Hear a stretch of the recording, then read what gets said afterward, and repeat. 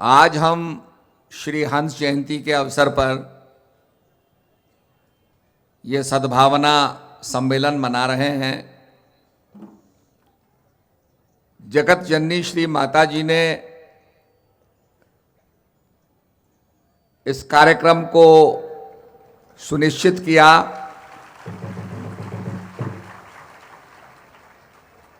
क्योंकि ये कार्यक्रम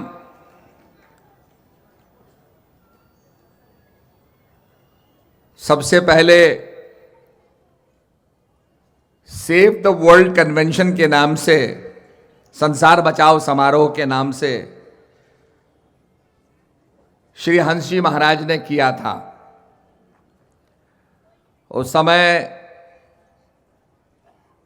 हिरोशिमा नागासाकी में अणुबम का विस्फोट हुआ,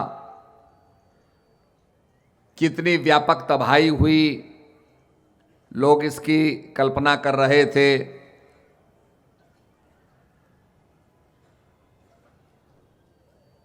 और ये अणुबम, न्यूक्लियर आर्म्स, ये कितना विनाश कर सकते हैं, ये लोगों को पता लगा। संत हमेशा संसार को चेतावनी देते हैं, संसार को जगाने का काम करते हैं।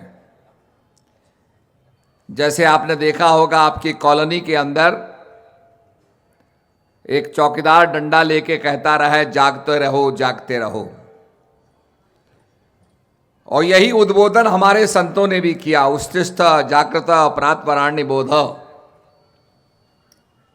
The call was to awaken man, कि ये मानव जागो।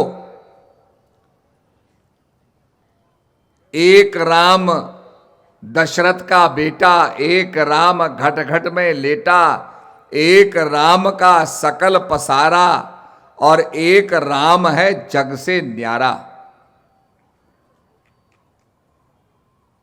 तो वो राम जो व्यापक है, ओमनी प्रेजेंट है, राम रमते योगिनः, राम जो सब जगह रम रहा है, that which is omni present.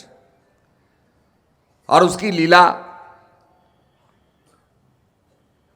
यहाँ बहुत से लोग इसमें मेहनत करते हैं, और इस मेहनत करने के बाद जो ये यज्ञ होता है, ये ज्ञान यज्ञ है। कुरुक्षेत्र के मैदान में ज्ञान का महत्व बताते हुए, कर्म, योग और ज्ञान का महत्व बताते हुए, भगवान भी कुरुक्षेत्र के मैदान में ज्ञान यज्ञ ही करते हैं। और इस ज्ञान यज्ञ में जो सहयोग देते हैं वो पुण्य के भागी होते हैं। जब ज्ञान का संदेश, सद्भावना का संदेश प्रचारित होगा तो हमारे जीवन में परिवर्तन आएगा। महात्मा गांधी कहते थे, जो परिवर्तन आप दुनिया में चाहते हो, the change that you want to see in the world, first of all bring that change into your life. जो परिवर्तन आप देखना चाहते हो दुनिया में, कि दुनिया ऐसी बदल जाए, पहले वो अपने जीवन में लाओ। और जब आप उसे अपने जीवन में लाओगे तब परिवर्तन होगा।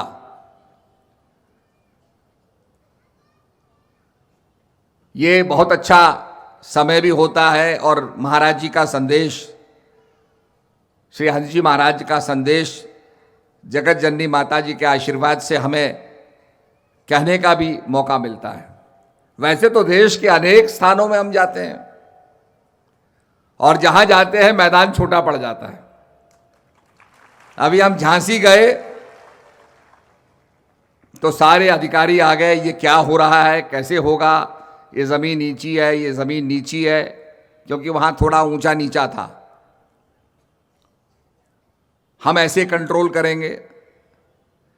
जब इतनी अपार जनता आई तो क्या कंट्रोल करते किसी को। हमारे तो प्रेमी वैसे ही कंट्रोल्ड हैं, सेल्फ कंट्रोल्ड। अब देखो, इतनी जनता बैठी है, सब शांति से बैठे हैं। अगर बोलने लग जाए तो कौन किसको कंट्रोल करेगा। हाँ, हमारी सभा राजनीतिक सभा नहीं है। राजनीतिक सभा में कोई आदमी खड़ा होता है, कोई बैठता है, कोई घूमता है, कोई जाता है, कोई अभिवादन करता रहता है। हमारी सभा में ये नहीं होता। हमारी सभा में सद्भावना का साक्षात्कार होता है कि जैसे वातावरण में सद्भावना है, ऐसे ही सद्भावना तुम्हारे जीवन में भी आ जाएगी।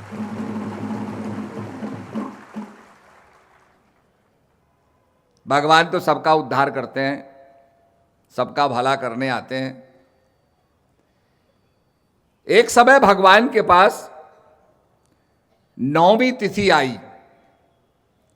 कहने लगी, प्रभु मैं 9वीं तिथि हूं। और ये बड़े बड़े पंडित विद्वान लोग कहते हैं 9वीं तिथि बेकार होती है, रिक्ता होती है,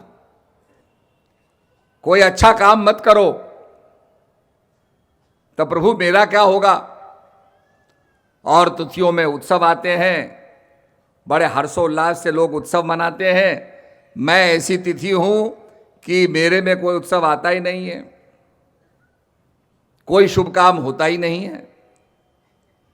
तो भगवान 9वीं तिथि के दुख से बड़े दुखित हुए। कहने लगे, चिंता मत करो, मैं तुम्हें आशीर्वाद देता हूं। जब मेरा इस युग में आना होगा तो मैं 9वीं तिथि में ही पैदा होऊंगा। तो हम भगवान की तिथि, पैदा होने की तिथि क्या मानते हैं? राम नवमी। और भगवान का जब दिन में जन्म हुआ तो चंद्रमा को बड़ा दुख हुआ। उसने कहा, प्रभु देखो सूर्य भगवान प्रकट हैं, आपका दिन में जन्म हुआ, सूर्य भगवान आपके दर्शन कर रहे हैं, मैं सूर्य के पीछे पड़ गया। सूर्य में इतना प्रचंड तेज है कि मैं देख नहीं पा रहा हूं, तो मुझे आपके दर्शन नहीं हो रहे। तो भगवान ने चंद्रमा को भी आशीर्वाद दिया। भगवान तो सबको आशीर्वाद देते हैं। अब ये देखो, एक भक्ति साधना करके, प्रेम करके भक्ति करते हैं, और एक भगवान से युद्ध करके भक्ति करते हैं, वो भी एक भक्ति हो गई। परेशान हो गया रावण, ये कैसा व्यक्ति है जो सबको मारते जा रहा है। क्योंकि वो आंक रहा था, बड़े बड़े मेरे योद्धा मारे जा रहे हैं, शूर्पणखा की नाक कट गई, और ये बड़े बड़े योद्धा एक के बाद एक मारे। अब मेरा मेघनाद भी मर गया, मेरा पुत्र ही मर गया। तो उसको भी ये चिंतन था कि ये कौन है, मैंने मारना है, और उसकी प्लानिंग करता रहा। कभी मारीच के पास जाना, कभी कुंभकर्ण को जगाना, जो 6 महीने तक सोता रहता था उसको भी जगाने लगा कि भाई जग तू और मार राम को। पर वो नेगेटिव रूप से चिंतन कर रहा है। तो कहने का मतलब, हम भक्ति करें तो हमें प्रेम से और भक्ति करनी है। तो चंद्रमा प्रभु से अभयदान मांगने लगे, प्रभु मेरे को दर्शन कैसे प्राप्त होगा? तो भगवान ने कहा, चिंता मत करो, मैं द्वापर युग में कृष्ण रूप में ही पैदा होऊंगा, और तब मैं रात्रि को पैदा होऊंगा। तब तुम चंद्रमा प्रकट होकर के मेरा दर्शन करना, और मैं ऐसा आशीर्वाद देता हूं तुम्हें कि मैं तो सूर्य वंश से पैदा हुआ हूं। भगवान राम सूर्य वंश में पैदा हुए, पर उन्होंने कहा मेरे नाम में सूर्य का नाम नहीं होगा। चंद्रमा तुम्हें आशीर्वाद देता हूं क्योंकि तुम मेरे भक्त हो ना, इसलिए तुम्हें मैं आशीर्वाद देता हूं कि मेरे नाम में तुम्हारा ही नाम जुड़ेगा। तो हम क्या कहते हैं? राम चंद्र जी महाराज, और कृष्ण में भी कृष्णचंद्र जी महाराज, सूर्य नहीं आया वहां पर। तो कहने का मतलब यह है कि भगवान सबका कल्याण करते हैं जो भगवान के आगे समर्पित होता है। आपने देखा होगा ऑपरेशन टेबल में बीमार आदमी जाता है, बड़ा घबराया होता है, तो डॉक्टर कहता है भाई ठीक है, क्योंकि पहले तो एनेस्थीसिया नहीं होता था, तो पहले उसको हाथ पैर बांधे जाते थे, आदमी पकड़ते थे, अब तो उसको बेहोश कर देते हैं। और जब वो पूरी तरीके से समर्पित हो जाता है, सरेंडर हो जाता है, तब उसका ऑपरेशन होता है। ऐसे ही समर्पण का भाव, हम भगवान के तद्रूप हो जाएं, भगवान के आगे समर्पण हमारा हो।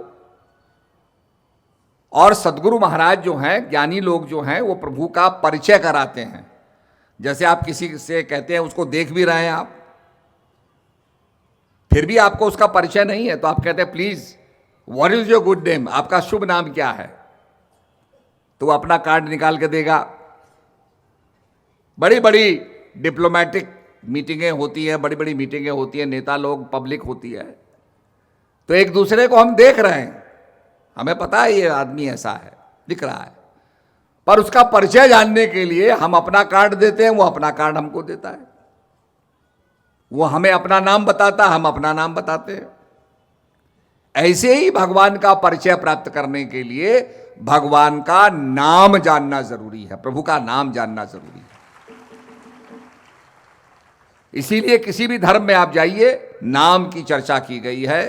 कहो कहां लग नाम बढ़ाई, राम न सकहे नाम गुण गाई। कहां तक नाम का बखान किया जाए, स्वयं राम भी उसका बखान नहीं कर सकते हैं, क्योंकि वो नाम ओमनी प्रेजेंट है, सबके हृदय में है, जर्रे जर्रे में रम रहा है।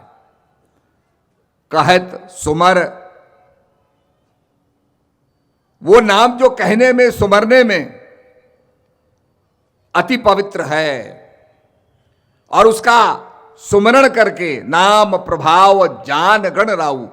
गणेश महाराज ने नाम के प्रभाव को जाना और सुमरण किया, और प्रथम पूजित नाम प्रभाव, नाम के प्रभाव से उनकी पहली पूजा हुई। उसी नाम को जानने के लिए, समझने के लिए यह सद्भावना सम्मेलन हो रहा है कि हमें प्रभु का परिचय प्राप्त हो, जो सच्चित आनंद है उसका परिचय हमें मिले, हमारा जीवन का भी कल्याण हो, प्रभु हमारे जीवन में भी स्पर्श करें। आप जानते हैं स्पर्श कैसे होता है? आप किसी इत्र वाले के दुकान में जाते हैं, वो आपको कुछ नहीं देता, पर उसकी फ्रेग्रेंस हवा के जरिए आप तक पहुंचती है और आप उसे स्मेल करते हैं। रसोई में भोजन पक रहा है, आपने तो नहीं चखा, पर उस भोजन की फ्रेग्रेंस जो है आप तक पहुंचती है और आपको लगता है बड़ा स्वादिष्ट भोजन पक रहा है। ऐसे ही हवा के माध्यम से पार्टिकल्स जो हैं आप तक पहुंचते हैं, आपकी नासिका तक पहुंचते हैं।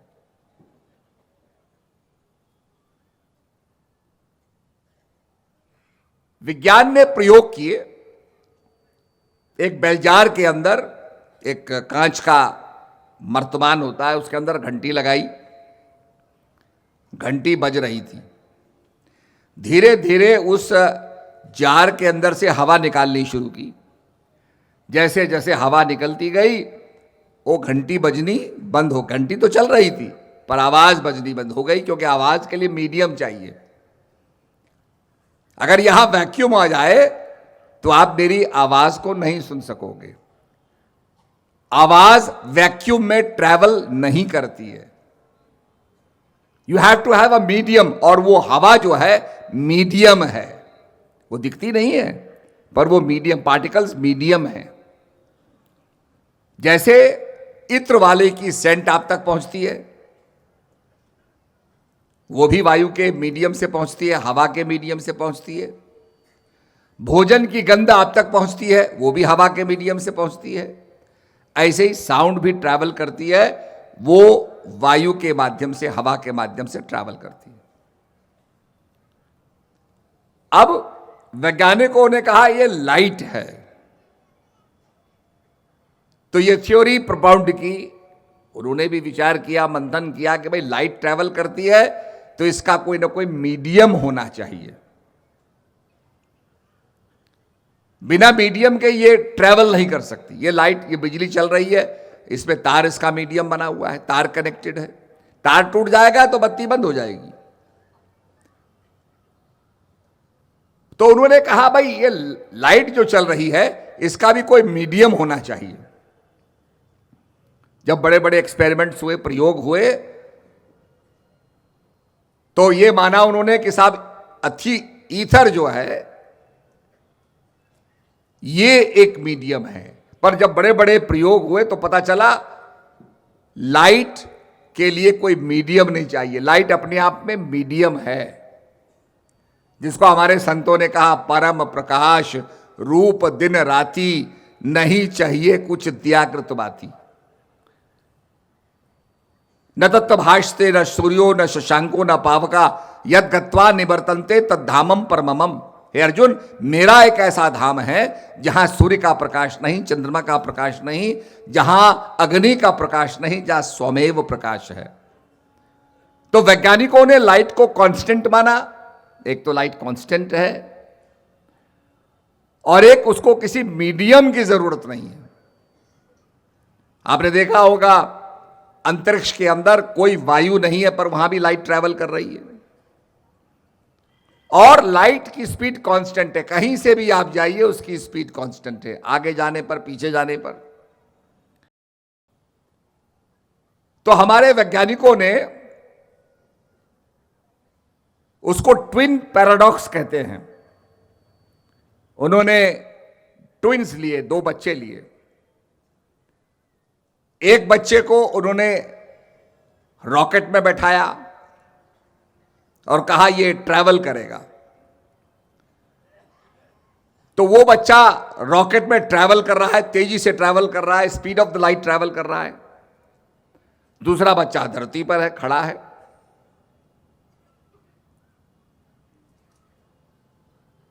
तो जो बच्चा ट्रैवल कर रहा है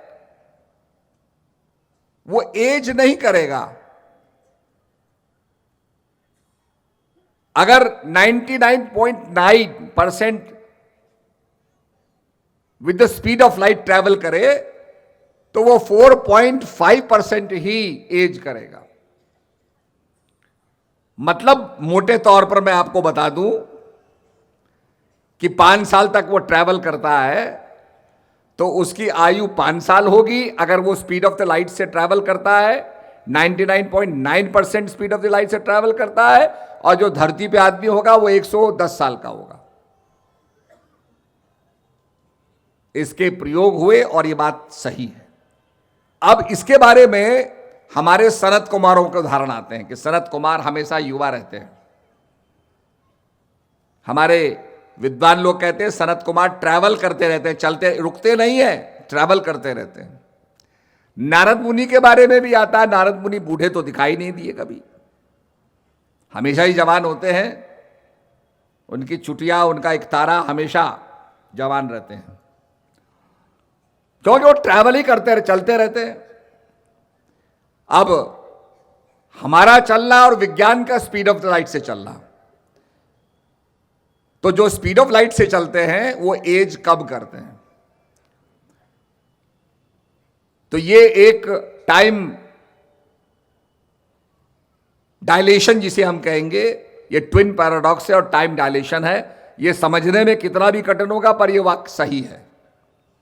जो बड़े बड़े एस्ट्रोनॉट्स अंतरिक्ष में बैठ के गए, उनकी घड़ियां धरती पे घड़ी बनाई गई, साथ मिलाई गई। उनकी घड़ी में कम टाइम था, धरती की घड़ी में ज्यादा टाइम था। वही टाइम चल रहा है पर उनको कम टाइम उनके जीवन में आया। तो कहने का मतलब यह है कि अगर आप ट्रैवल करते हैं, ऐसे ही अब ये चीज कहां घटित होती है, ये मन पर घटित होती है। मन कभी बूढ़ा नहीं होता, वो मन चलता रहता है तो युवा ही रहता है। भोगो ना भुगता वह में भुगता, तपो न तपता वह में तपता, तृष्णा न जीर्णम वह में जीर्णम। वो मन चल रहा है। महात्मा बुद्ध जब कुछ नहीं महात्मा बुद्ध ने खाया, प्रतिज्ञा कर ली कि जब तक मुझे ज्ञान नहीं मिलेगा, मुझे जागरण मेरे जीवन में नहीं होगा, मैं अन्न ग्रहण नहीं करूंगा। तब सुजाता आती है, सुजाता समझती है मेरे देवता प्रकट हो गए, खीर बना के लाई। तो उस समय मारा जो नेगेटिव प्रवृत्तियां हैं वो आती हैं और कहती हैं बुद्ध से, तुम्हारा शरीर तो जीर्ण शीर्ण हो गया, तुमने भोजन नहीं किया, तुम मृत्यु के समीप पहुंच गए हो, पर तुम्हारी ये वासना तो कमजोर नहीं हुई, वासना तो प्रबल है। और आदमी जब मरता है, बिल्कुल जीर्ण शीर्ण भी हो जाए, मरता है तो उसकी चिंता और वासना नहीं मरती, वो वैसे ही प्रबल रहती है, क्योंकि मन चल रहा, कभो न रंग तुरंग चढ़े, कब मन सोचत है धन को। तो मन भी अगर चल रहा है, अगर स्पीड ऑफ लाइट से चल रहा है, तो इसने भी युवा ही रहना है, बुढ़ा नहीं होना। इसीलिए मन को जीतने के लिए कहा, मन जीता तो जग जीता, मने मनुष्याणाम कारणम मोक्ष। मन बंधन का कारण भी है, मुक्ति का कारण भी है। इसीलिए गुरु महाराज नाम का दान देते हैं, जिससे मन बंध जाए। और नाम का ज्ञान नहीं मिला तो मन नहीं बंधा, मन घूम रहा है संसार के अंदर, और ये घूम रहा है तो ये युवा का युवा ही रहेगा। गुरु महाराज जी, श्री हंस जी महाराज कहते थे कि देखो, जब गुरु महाराज की आज्ञा मानते हो, गुरु महाराज ने कहा तुम यहां बैठ करके देखो, ये काम करो, चौकीदारी करो। अब गुरु महाराज ने आज्ञा दी तो मानना है। वैसे होता तो आदमी घूमता रहता, पर गुरु महाराज ने बैठा दिया, काम दिया, सेवा दी, उस सेवा को कर रहा है, तो उसके मन की नहीं चल रही है। गुरु महाराज बड़े साधारण शब्दों में बताते थे, और वो कहते थे देखो भाई, एक आदमी ने नाना प्रकार के व्यंजन खाए, अच्छे अच्छे व्यंजन खाए। तो पहले तो यही है कि हम भारत के व्यंजनों की बात करते थे, अब लोग अंतर्राष्ट्रीय व्यंजनों की बात करते हैं कि आप कॉन्टिनेंटल खा लो, आप मैक्सिकन खा लो, आप इटालियन खा लो, ये दुनिया भर के व्यंजनों की बात करते हैं। अब आप देखो, लोग पिज़्ज़ा खाते हैं, तो पिज़्ज़ा कहाँ से शुरू हुआ? इटली से शुरू हुआ। जब मार्गरिटा उनकी रानी आई तो उन्होंने कहा रानी जी को क्या भेंट करें, तो उन्हें पिज़्ज़ा बनाया। उनका जो झंडा था वो 3 रंगों का था, लाल रंग, सफेद रंग, हरा रंग। तो लाल रंग के लिए टमाटर का सॉस डाला, सफेद रंग के लिए चीज डाली, सफेद होती है वो, और शिमला की मिर्च, जिसे ग्रीन पेपर्स कहते हैं, वो हरी डाल दी, तो वो तिरंगा बन गया। तो उसका नाम उन्होंने रखा मार्गरिटा, रानी के नाम से, और पिज़्ज़ा बन गया। आज सारी दुनिया पिज़्ज़ा खा रही है। तो कहने का मतलब यह है कि ये जितने भी व्यंजन आप खाओ, क्या होगा? आप हजम करोगे और ये सब खा लोगे। और गरीब आदमी अगर रोटी और नमक भी खा रहा है और भगवान का नाम जप रहा है, तो भगवान कहते हैं अंतकाल च मामेव। अंतकाल में बहुत से लोग कहते हैं जी कैसे, अंतकाल में कैसे होगा? मैंने कहा भैया तुम अंतकाल की भी छोड़ दो, तुम ये मुझे बताओ कि तुम जब क्लास में जाके परीक्षा में बैठते हो, तो जो कुछ अंत में लिखोगे वही तो नंबर मिलेंगे। एक टीचर ने कहा गौ पर निबंध लिखो, तो लड़का सोचता रहा क्या लिखूं, तो उसने लिख दिया गौ हमारी माता है, आगे कुछ नहीं आता है। तो टीचर ने लिख दिया बैल हमारा बाप है, नंबर देना पाप है, 0 दे दिया।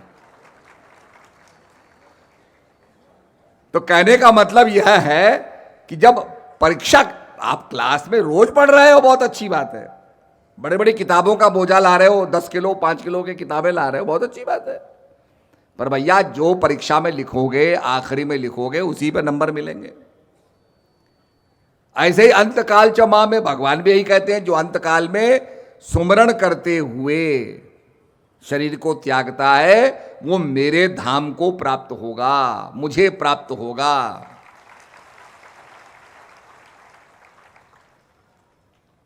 आप देखो, हम लोग भगवान शंकर पर जल चढ़ाते हैं,